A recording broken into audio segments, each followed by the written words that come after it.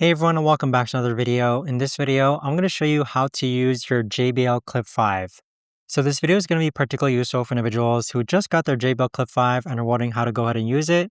Let's go ahead and take a look at the device and mainly go over the controls of how to go ahead and use this.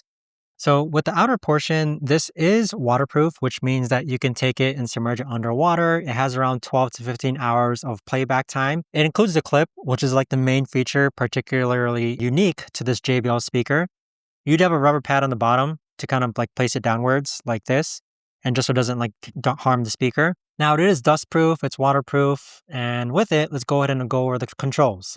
So in order to power on your speaker, you have 3 buttons on the side. If you press the power button for a second, that's going to go ahead and turn on the speaker. And then you can see that the white light here indicates that the speaker is currently turned on. If you press and hold the power button for 2 seconds and then let go, that is going to go ahead and turn off the speaker. So that's a really easy way to go ahead and turn on and off your speaker. Now, if you go ahead and turn it on, the 2 buttons on the side here, if you press and hold the Bluetooth icon, this is going to turn it into Bluetooth pairing mode. So if you press and hold the Bluetooth icon and wait until the light here starts to blink, that's indicating that the JBL Clip 5 speaker is in Bluetooth pairing mode.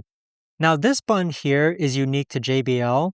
This is the Auracast button. So what this does is that it connects to other JBL speakers which are Auracast compatible, meaning that all the speakers can play from the same device and they all sync together. So that's a really neat feature with going with JBL speakers that I really like.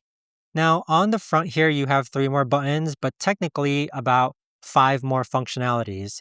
So you have the plus and minus button, which functions as the volume up and volume down button. So that's pretty self-explanatory.